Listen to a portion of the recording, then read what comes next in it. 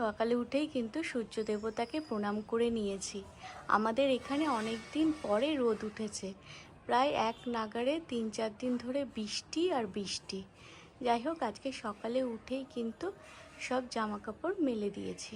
এই দেখো, যেই আজকে একটু সকাল থেকে রোদ উঠেছে অমনি সব জামা কাপড় যেগুলো আগে কাচা ছিল সেইগুলো সব মেলে দিয়েছি। এই দেখো, এইদিকে আরও জামা কাপড় আছে। আমার ঘরে যে কত জামা কাপড় ছিল ভেজা, মানে তোমরা বিশ্বাস করতে পারবে না।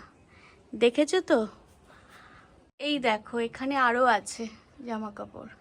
দেখো, দড়িতে মেলতে পারিনি বলে এখানে মেলে দিয়েছি। যেটুখানি যতক্ষণ রোদ থাকে একটু শুকিয়ে গেলেই হলো। পাপা বাজার নিয়ে এসছে। বাবা কত বাজার এনেছে, কুমড়ো ফুল, হ্যাঁ ঠাকুরের ফুল, আর ওই হাতে কি বেসন মুগ ডাল। বাজার নিয়ে কি করছো?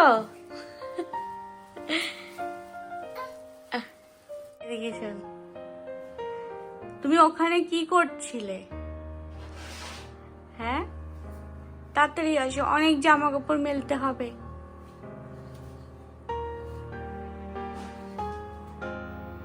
আজকে যেহেতু নিরামিষ, তার জন্য আজকে মুগের ডাল হয়েছে, আর এই দেখো কুমড়ো ফুলের বড়া হয়েছে। কুমড়ো ফুলের বড়া কিন্তু আজকে খুব ভালো হয়েছে। এখন মিঠি বসে বসে কুমড়ো ফুলের বড়া খাচ্ছে। দুটো কুমড়ো ফুলের বড়া খাওয়া হয়ে গেছে। নাও, এখানে লঙ্কা আছে তো, পুরোটা মুখে দিয়ে দিয়েছে। এত বড় একটা টুকরো মুখে দিয়ে দিয়েছে, ব্যাস হয়ে গেছে। অনেকটা তুমি কুমড়ো ফুলের বড়া না আমি সরাতেই পারছি না, দুটো খাওয়া হয়ে গেছে। আচ্ছা না না না না না না না না, কি হলো? আচ্ছা বাটিটা নয় না, ও বাটি দিতে হবে, বাটি না দিলে ও খাবে না। দেখি লঙ্কা আছে নাকি, অনেক ঝাল দিয়েছি তো। এই না, এগুলো খা। ওর এত ভালো লেগেছে, মানে কুমড়ো ফুলের বড়া দিলে ওর আর কিছু লাগবে না। হ্যাঁ না, একটা বড়া দিচ্ছি, ওইটা শেষ হয়ে যাচ্ছে, ওর আরেকটা বড়া লাগবে, মানে এরকম পরিস্থিতি। এই করে করে এখনো 2 নম্বর হয়ে গেছে, 3 নম্বর তো আর দেবো না। তো চিৎকার করলেও আমি দেবো,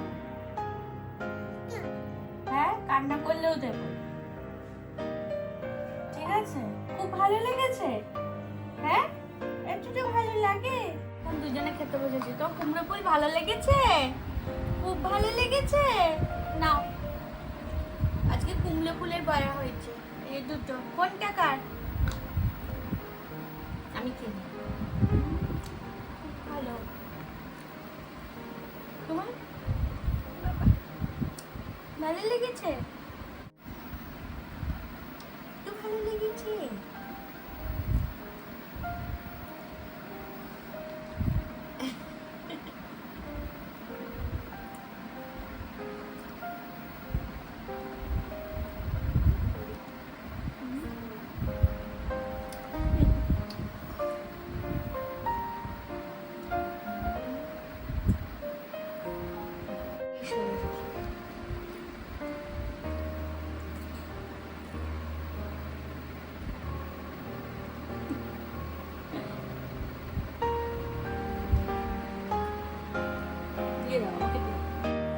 আজকে রেসেপশন কেমন হলো? কেমন হয়েছে? এই যে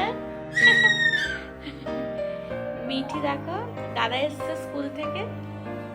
কিরকম দেখলে? জানো তো, আগে আমি খুব সহজ সরল ছিলাম, আর যখন সহজ সরল ছিলাম তখন কিন্তু খুব কষ্ট পেতাম, কারণ সবাইকে খুব বিশ্বাস করতাম, আর বিশ্বাস করলে সে হচ্ছে তাকে ঠকাবে।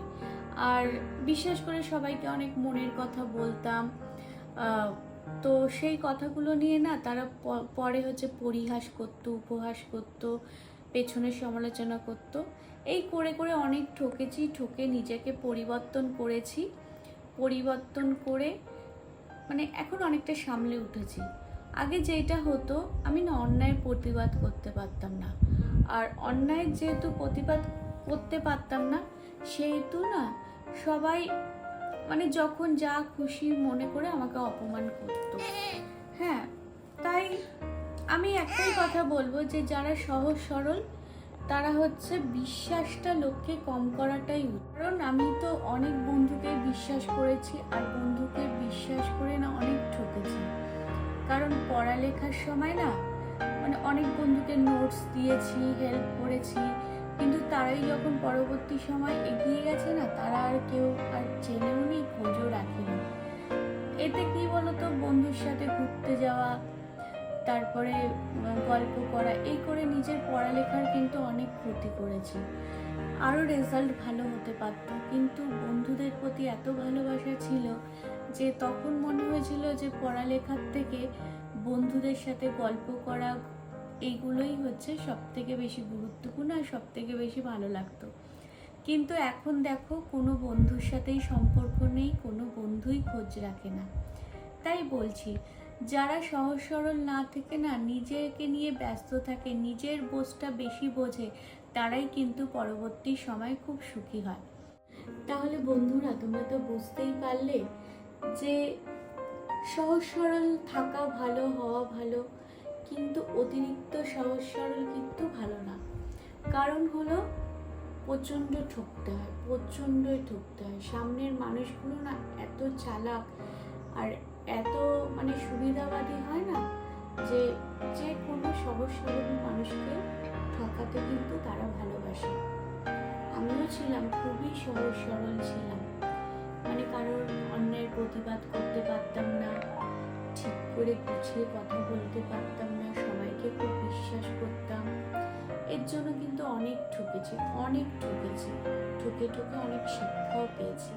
তো বন্ধুরা, সহজ সরল মানুষকে প্রচণ্ডই ঠকতে হয়, তাই সহজ সরল না থেকে নিজেকে একটু চালাক করো, বুদ্ধিমান করো, তাহলেই দেখবে সুখী হবে, সফল হবে।